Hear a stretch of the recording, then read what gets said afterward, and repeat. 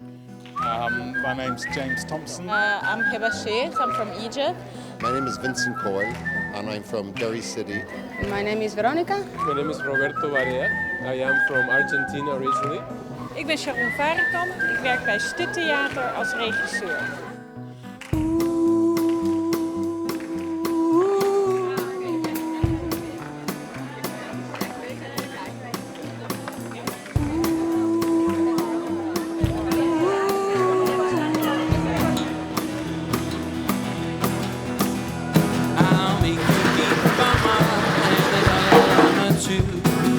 Sure, I know they're busy, but they'll make time for you. I'll take you to whatever, and nothing's too remote. Take you forever, forever on the road.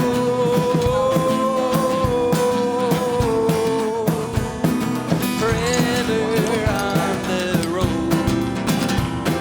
Forever.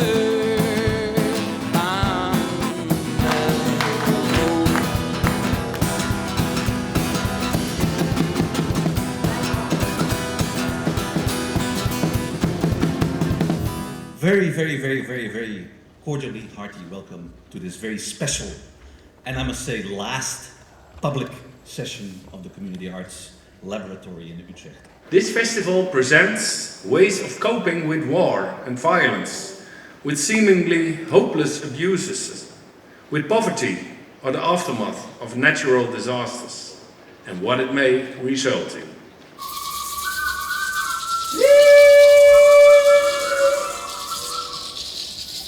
Desde el cielo de la tierra, and from the center of the desde el earth centro, and the heaven, convocamos a todas las energías we a este invite espacio. all the spirits. Por favor, se paran de Please sus stand sillas. up.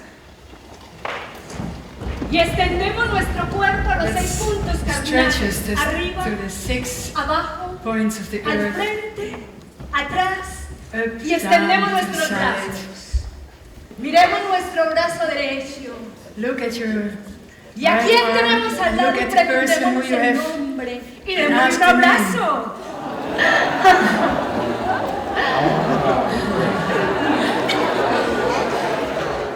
As an Afghan and as a member of ethnic and religious minority, I'm worried.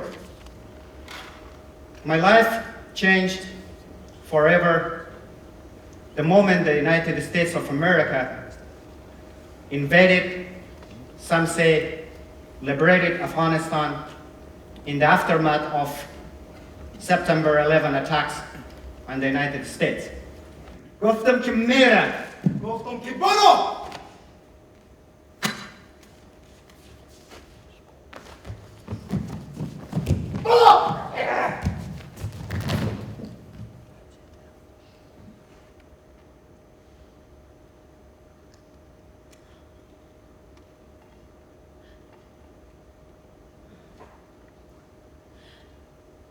کلشون مردن.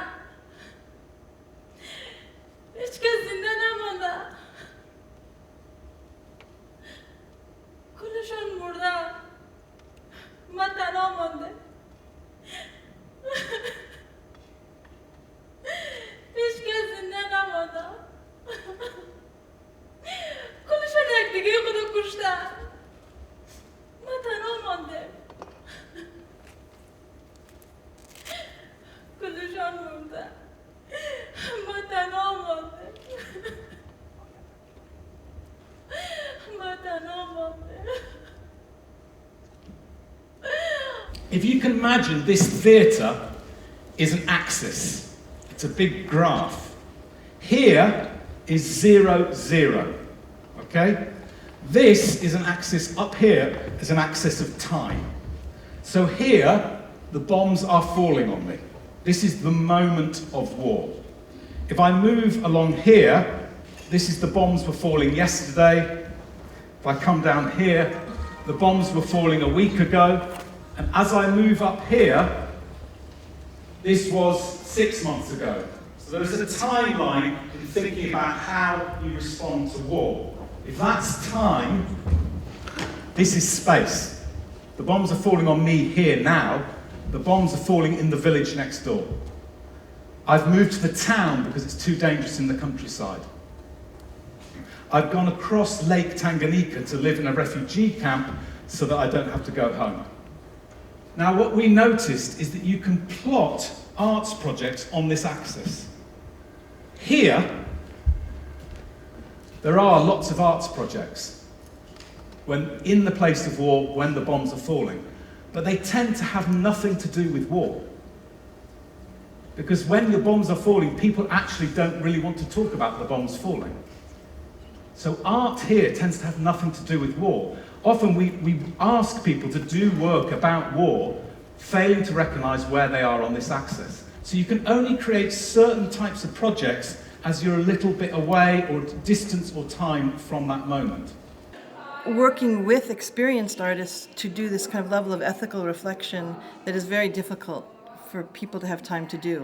A lot of the documentation and evaluation is done with an eye towards funders and not towards building the field.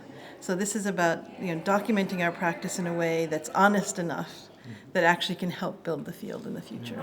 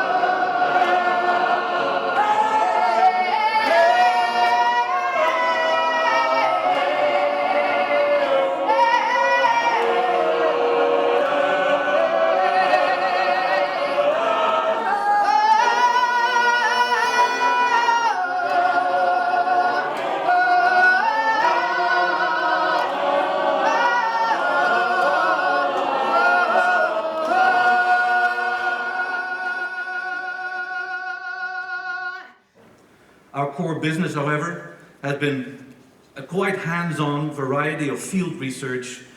Since August 2006, video camera in hand, we have closely monitored the progress of a number of community arts projects in Utrecht and elsewhere. The idea was to document these unusual practices in detail and to use that documentation to reflect on the practice together with the artists involved, in the thick of things, while their work was progressing, to improve the quality of the work and to help determine its meaning and value. Unlike other arts practices, the quality, the power, the essence of community arts cannot be established by criticizing the end product alone. To do it justice, it needs to be captured as it evolves, in midair, right there, on the spot, in its own unpredictable context, in the neighborhoods of our cities. That is what we have been trying to do, and the book and its companion video that we are presenting here today hopefully gives the reader and viewer some insight into what we consider the most important, most relevant, and also in artistic terms, the most exciting arts practice in the world today. I don't give a, what should I, is a rat's ass, is that correct English? Okay. About disciplinary borders. What I care about is new programs that push knowledge further and further. That's what we're here for. And in all kinds of areas.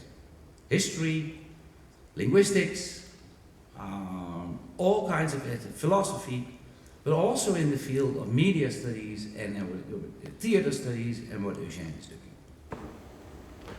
En la casa de los Robles, y al instante se abrió la puerta y salió Rosa Robles, saludándonos.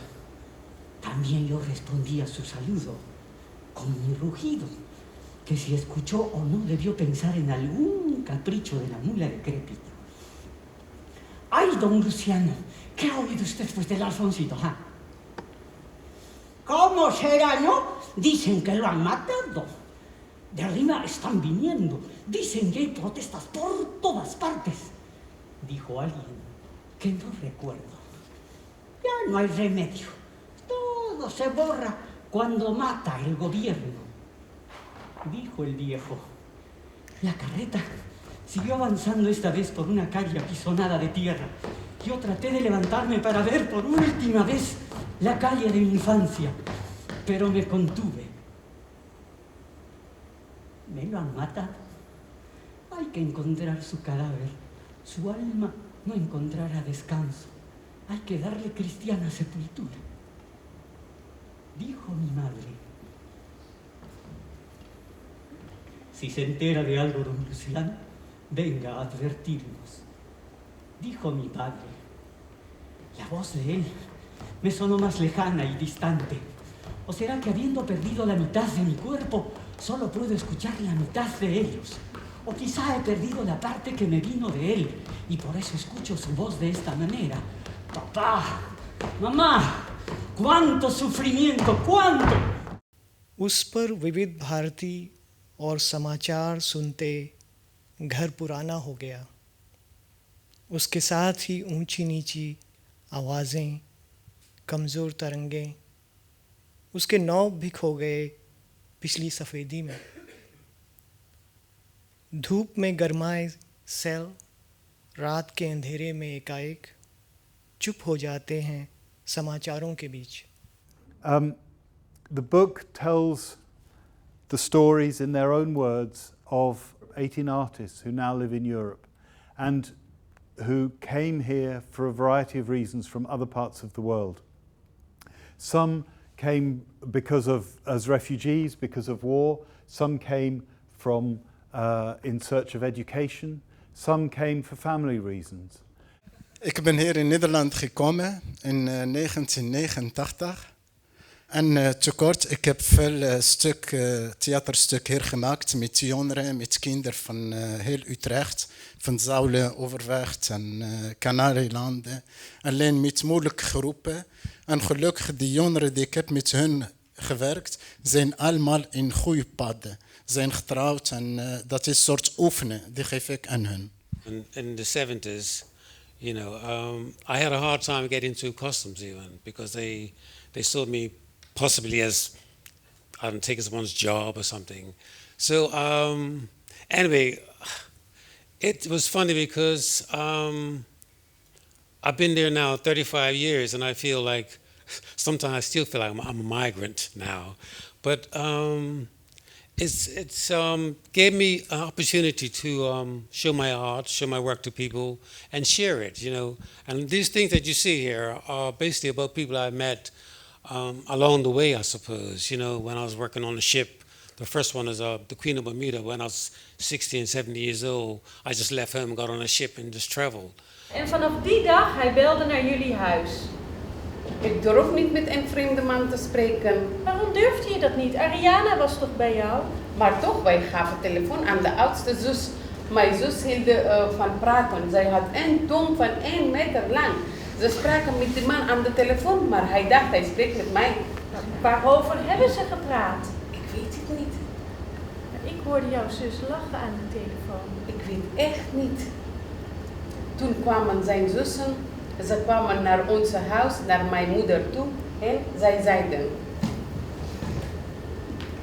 Alsjeblieft, laat onze broer trouwen met jouw dochter.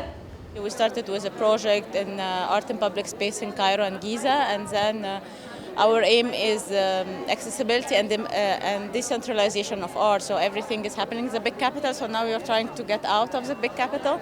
So out of Cairo and Alexandria, we're working now currently in a project called Face-to-Face Social Media Are Older Than Internet, which is a collaborative also project with CAL, with Community Art Lab here in Utrecht. Let me say that the use of public spaces by citizens is of course related to the revolution. It somehow opened the new stages for us. So in this case, yes, and also the sense of citizenship is really somehow being raised. And of course we worked in this context. We formalize, we conceptualize our work based on this experience also, like.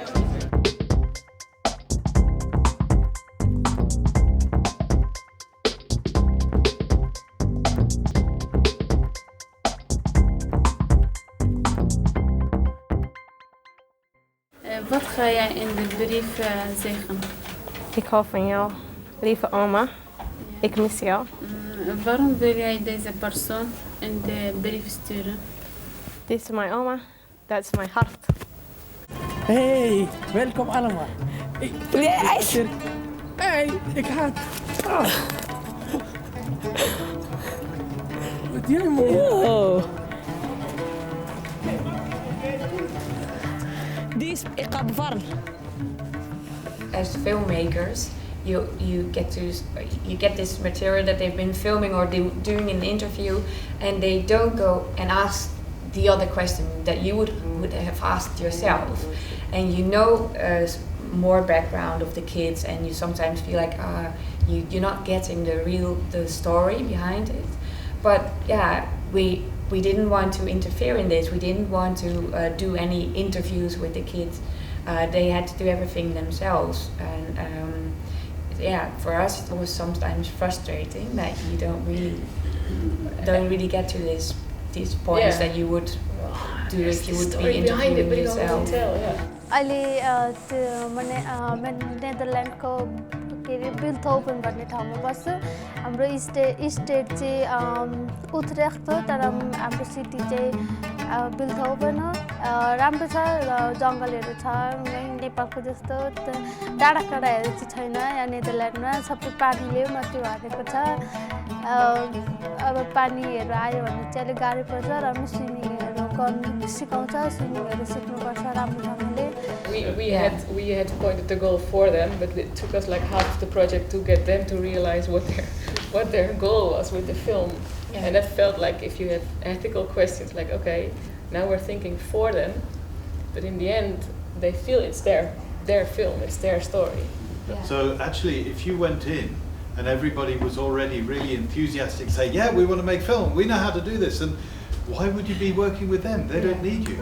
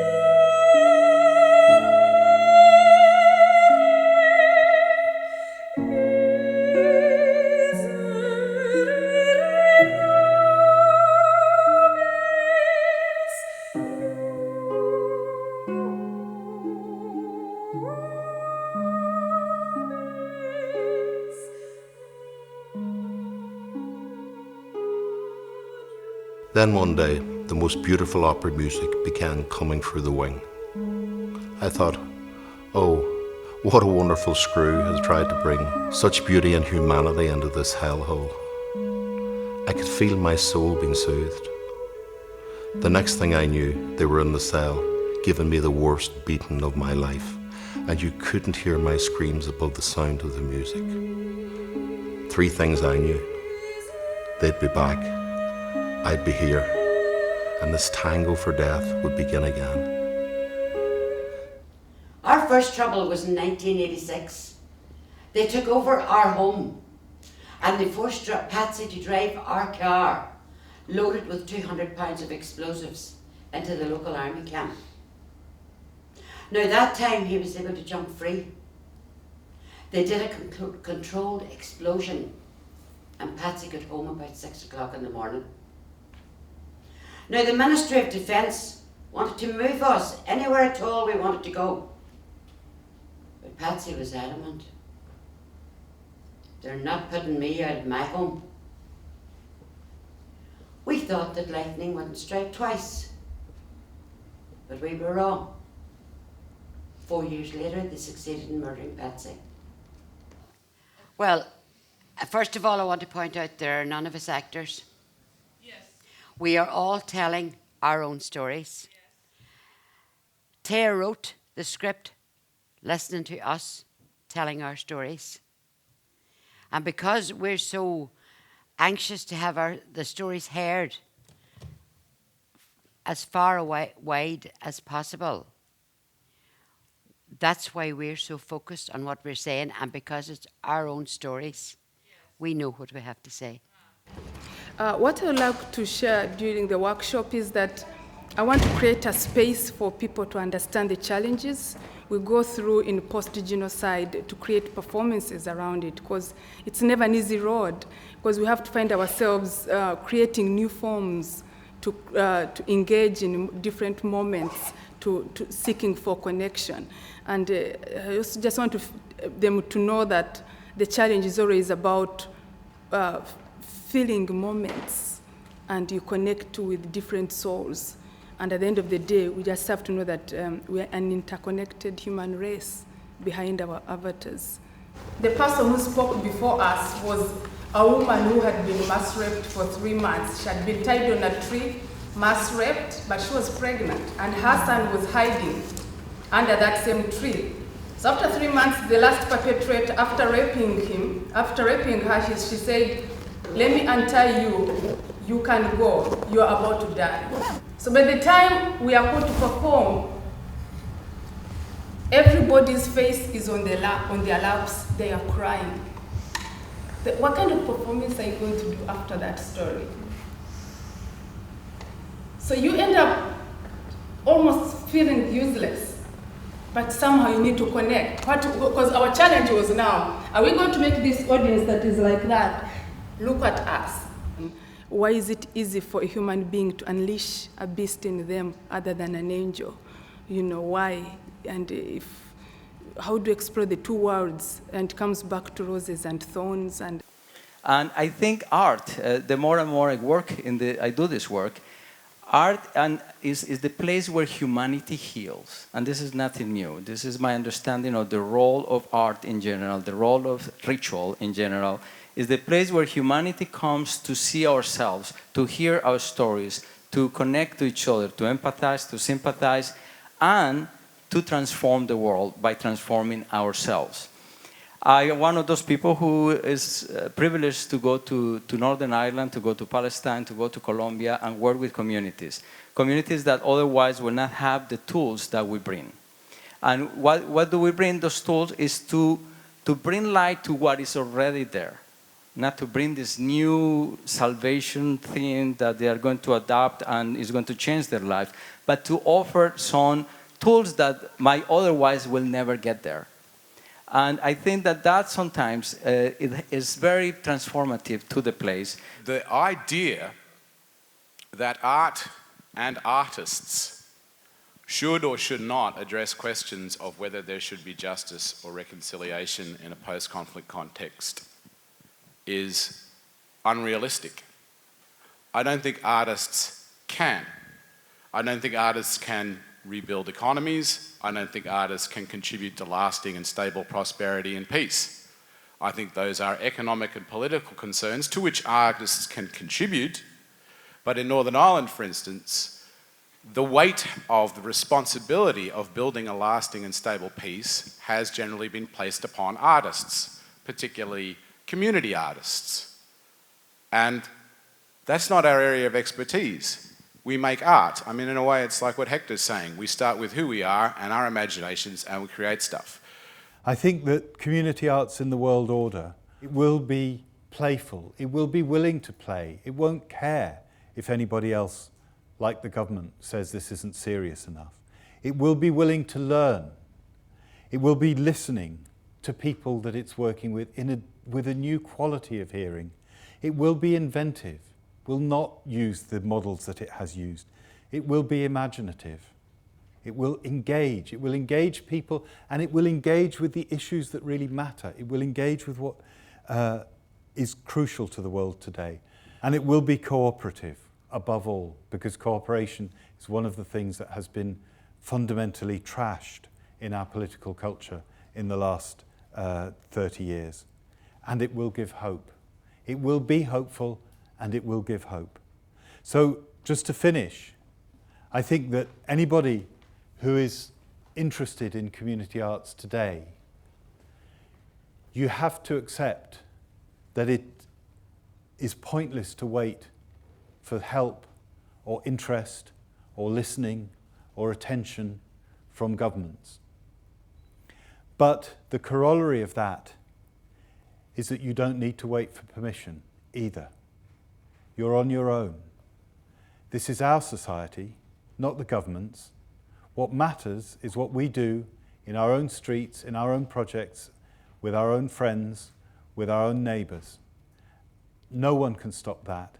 And by doing that in the ways that we believe in, we'll make a society worth living in. Welcome, Mr. Mayor, in our humble abode. Let me just briefly explain what happened to us and here the past few days. We've had a gathering, an extraordinary gathering of artists coming literally from all over the world, from Sri Lanka, from Afghanistan sitting over there, from Guatemala, Peru, Northern Ireland, Australia, Haarlem of all places. What we have been doing is basically sharing the work that these artists do in neighborhoods like we have here in the city, only sometimes under slightly more difficult circumstances, as for instance in Kabul. But what we share as people doing this kind of work, artists doing this kind of work, is a motivation, a belief, a very powerful, firm belief in the power of art and that art can make a difference.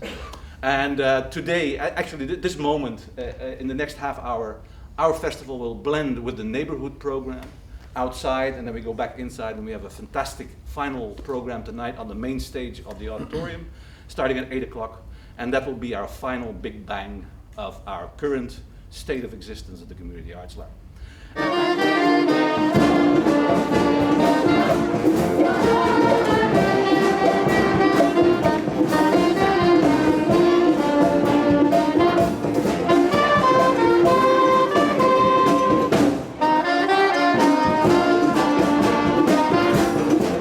Jaar geleden is in deze stad de Vrede van Utrecht geschreven en gemaakt. Dat willen we dit jaar heel feestelijk gaan herdenken.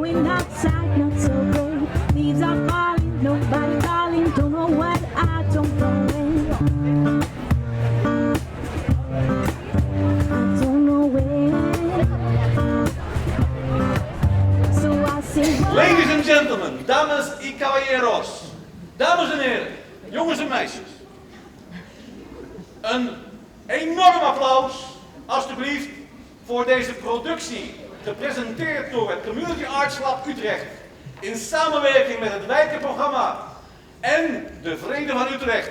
De laatste goal!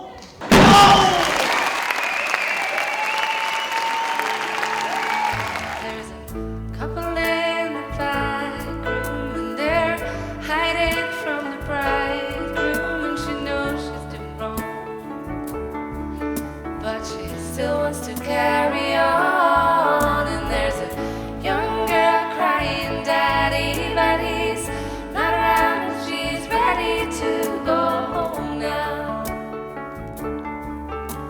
and leave this empty crowd. And so she says, how do I get home? How do I get home? How do I get home?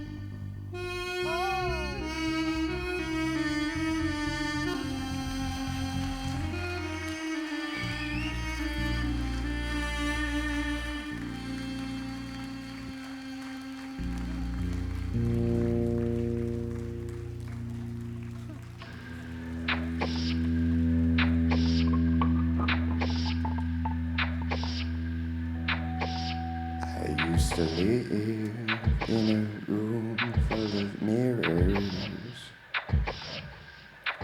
And oh, I could see was me. Then I took my spirit and I smashed my mirror. Now the whole world is for me to see.